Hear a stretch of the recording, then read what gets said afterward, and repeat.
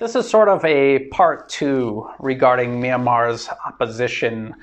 In the previous video, I pointed out how this opposition is not a product of any sort of democratic process, how it is solely a product of foreign interference, how the U.S. admits how it built up this opposition and practically installed them into power. I went over this document from the Burma Campaign UK, how they admit the US government through the National Endowment for Democracy and Open Society built this opposition up from A to Z. I also showed you how Open Society through George Soros was in direct connection to this 88 generation movement, these leaders, and how Pyon Cho would eventually end up as a member of Aung San Suu Kyi's National League for Democracy. Now, I'm talking about all of this because there is another connection to be made here, and this is with Aung San Suu Kyi, and this is another reason why Myanmar's military thought it was so important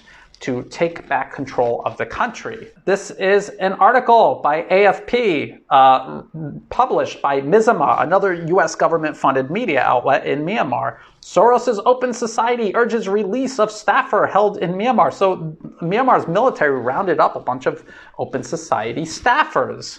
There was also this: Myanmar detains Australian advisor to Aung San Suu Kyi. First known arrest of foreign national since coup. Why does Aung San Suu Kyi have a foreign advisor? Who is this guy? After I show you who Sean Turnell is and what he's been up to, I think it'll be very clear why they arrested him. Sean Turnell is the senior advisor to, as they call her in country, the lady. He is with her all the time discussing economic and related issues, in particular around the banking sector and the macro. He also works at this university, and he has been an advisor to the U.S. State Department and other agencies, to USAID, Australia's Department of Foreign Affairs and Trade, to the World Bank, and Open Society. So he's got he's involved in many things, many aspects of foreign interference in Myanmar's internal political affairs. Things Australia would never tolerate any other country doing to it, and yet he is doing this to Myanmar. Here is a document from Asia Society. This is one of these think tanks. It says Asia Society, but it's Western-centric and focuses on Western policy toward Asia. And this is actually current realities and future possibilities in Burma, Myanmar, options for U.S. policy. Asia Society Task Force report. And who is on this task force? This is from 2010. Wesley Clark, and a retired U.S. Army general. Henrietta Foray from USAID. There's also Sean Turnell. He's principal advisor. And you also have George Soros as a member. And if you go through this, it's all about U.S. policy towards Myanmar. So here, Sean Turnell is involved in crafting policy toward Myanmar, U.S. policy towards Myanmar. And then he is an advisor to Aung San Suu Kyi, whispering into her ear, trying to shape Myanmar's own internal policy and also their policy toward the U.S. And Sean Turnell is also part of this, the Myanmar Development Institute. There he is.